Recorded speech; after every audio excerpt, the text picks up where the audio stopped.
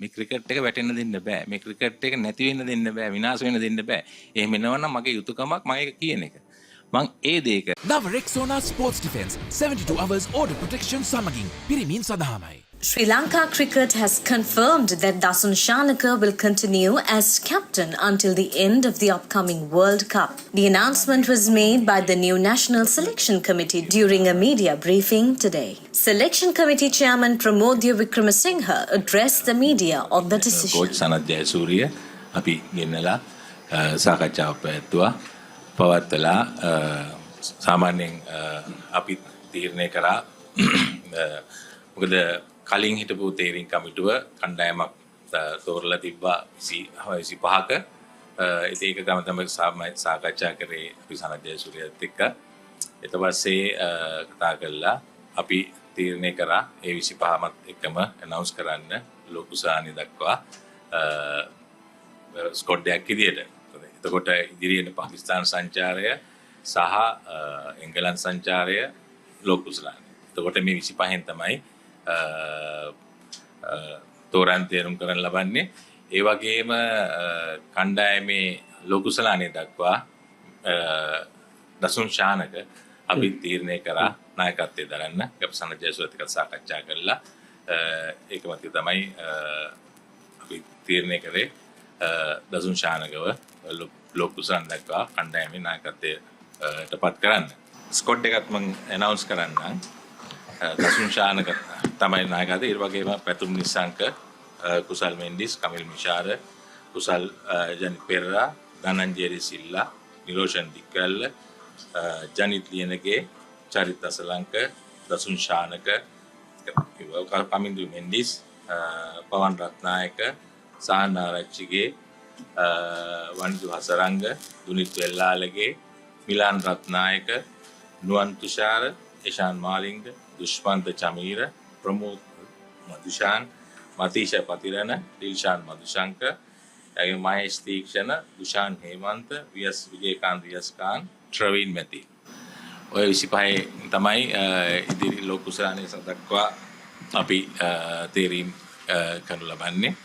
මුලින්ම අපිට අතරම තියෙනවා short term, mid term and long term.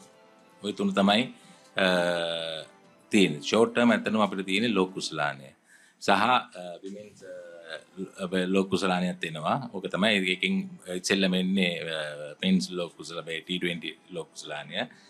ඒකට දැන් තියෙන සැලසුම් එක අපි හැඩ ගැහෙන්න ඕන. ඒකෙදි ඒ තියෙන මේ 25ත් එක්ක කොහොමද තියෙන හදාගන්නේ සයිඩ් එක බෙස්ම ටීම් මේ 11 හරි 15 හරි අපි හොයාගන්නේ කොහොමද හදාගන්නේ කොහොමද ඒකට අපිට තරඟ 6යි තියෙන්නේ මම හිතන්නේ ඊයේ සනත් එක්ක කතා කරපු විදිහට පුහුණු උසස් තියෙන්නේ තව 8යිද කොහෙද 8යි කියලා කිව්වා 9ක් වගේ ඒකත් එක්ක ඒ කාලය ඇතුළත අපි පාකිස්තාන් සංචාරය සහ එංගලන්ත ඒ තරඟාවලියේදී අපි අපේ බෙස්ම 15 හරි 16 හදාගන්න ඕන ඒක තමයි ෂෝට් ටර්ම් ඊට පස්සේ මිඩ් ටර්ම් කියන්නේ ඊට පස්සේ අපි එතනින් එහාට ඊට පස්සේ අපිට තියෙනවා ඊළඟට ආයි මෙන්ස් 2027 වල වර්ල්ඩ් කප් එක තියෙනවා ඒකට කොහොමද එතකොට ඒකෙදි මම බලාපොරොත්තු වෙනවා අපි 2023 මතකදී අපි යූත් පොලිසි එක ගියා එතකොට අපි ගොඩාක් තරුණ ක්‍රීඩකයෝ තමයි ගෙනාවේ ගෙනල්ලා ඊට පස්සේ අපි ඒගොල්ලන්ට අලුත් සිස්ටම් එකේ ගහන අලුත් දේවල් තින්කින් ගෙනල්ලා ඒගොල්ලන්ට ශ්‍රී ලංකාවේ අපිට වර්ල්ඩ් කප් දෙකක් T20 සහ 50 වර්ල්ඩ් කප්. එතකොට ඒක එක්ස්පීරියන්ස් නැති කණ්ඩායමක් විදියට තමයි ආවේ. දැන් ගත්තයින් පස්සේ මං හිතන්නේ ඒ කණ්ඩායම තමයි ඒ ළමයිම තමයි තාම ඉන්නේ. එතකොට දැන් ගත්තම එක්ස්පීරියන්ස් ඇති මං හිතන්නේ ඔක්කොම ගත්තම මැචස් 1000කට එහා ශ්‍රී ලංකාවේ කරලා තියෙනවා. සාමාන්‍යයෙන් දැන් පැතුම් නිසං ගත්තම මැචස් 100ක් විතර වගේ ගාලා දැන් කොහොම එක්ස්පීරියන්ස් අයිද. හැබැයි එතනින් පස්සේ ඒගොල්ලන්ගේ ස්කිල් එක කොහොමද තව උඩට ගෙනියන්නේ? ඒ ෆෝමැට් එකට කොහොමද යොදාගන්නේ? එතකොට සාමාන්‍යයෙන් අපි තේරින් කමිටු විදියට අපි කණ්ඩායම් තෝරනවා ඊට පස්සේ දින්නොත් ක්‍රෙඩිට් එක වෙන පැත්තක වෙන කට්ටිය ගන්නවා ඒ වගේම පෙරදුනොත් අන්තිමට ආයි අපිව තමයි යන්නේ අපි එල්ට යනවා හැබැයි අපි සාකච්ඡා කරා මේ සැරේ ඒක නෙවෙයි මේකේ පුහුණුකරුවනුත් මේක ස්ටේක් හෝල්ඩර් කෙනෙක් කරගන්න ඒ වගේම අපි දැන් මේ World Cup පස්සේ එතනින් ඉඳන් ඊළඟ ලෝක උසාවිය සඳහා ඒ කණ්ඩායම් තෝරගෙන ඒව සූදානම් කළා. ඒක අපි දෙනවා KPIs දෙනවා පුහුණු කරුවන්ට මෙන්න මේ ක්‍රීඩකයන්ට මෙන්න මේවා තමයි අපිට අවශ්‍ය. සහ අපි ඉන්නෝල් වෙනවා ගිහිල්ලා. අපි ඉන්නෝල් වෙනවා කියන්නේ අපි ඒව පුෂ් කරනවා. මෙච්චර කාලයක් ඒක උන්නේ අපි ටීම් එක සිලෙක්ට් කරලා බලන් ඉන්නවා. දින්නොත් එහෙමයි, පෙරුණොත් යනවා. හැබැයි ওই දෙකේදීම බැනුම් අහන්නේ අපි. එතකොට ගොඩක් වෙලාවට දකින්නදී පුහුණු කරුවන් ගොඩක් වෙලාවට ඒගොල්ලෝ මේ ගොඩක් බේල් යනවා. හැබැයි මේ සැරේ අපි ඒගොල්ලොත් දැන් අපි ජෙරම් එක කතා කරා හයි පර්ෆෝමන්ස් සෙන්ටර් එකේ. ඒක තමයි අපි ගොඩක් දුරට කතා කරේ කොහොමද මේගොල්ලෝ ඉන්නෝල් වෙන්නේ. අපි දෙන ප්ලෑන්ස් වලට දැන් මම කලින් සිලෙක්ෂන් කමිටි එකේ ඉන්නකොට මම ක්‍රීඩකයෝ 30ක් සිලෙක්ට් කරලා අපි දුන්න මෙන්න මේ ක්‍රීඩකයන්ගේ අහවලාගේ මෙන්න මේ ඒරියාස් අපිට මෙන්න මේ කාර්යය තුළ ඩෙවලොප් කරලා දෙන්න කියලා. හැබැයි ඒක උන්නේ නැහැ. ඒක දැන් ඇත්තටම දැන් ඊට පස්සේ දැන් මම මේ ඇසරිත් කරන්න හදන්නේ ඒ ටාගට්ස් දීලා ඒව පස්සේ අපි හඹා යනවා. මේක වෙනවද? ඒතකොට ටාගට් මේ දෙන මාස් දැන් උදාහරණයකට ෆිට්නස් උනත් දැන් මම බලන්න අපි දැන් ගෙනාව 2 කිලෝමීටර් ඒක මැනුම් ඒකකයක් විදිහට අපි ගෙනාවා. ගෙනල්ලා අපි ඒක ඒකේ ස්ටික් වෙලා හිටිය ඒක. දැන් ඊට පස්සේ දැන් දැනට මම දන්නේ ෆිට්නස් කොහොමද කියලා මම දැන් අපි දැන් ඊයේපත් උනේ. දැන් බලන්න ඕන ලෙවල් එක මොකද්ද කියලා. ඊට පස්සේ මම දැන් ට්‍රේනර්ස්ලා ගෙනල්ලා කතා කරන්න ඕන.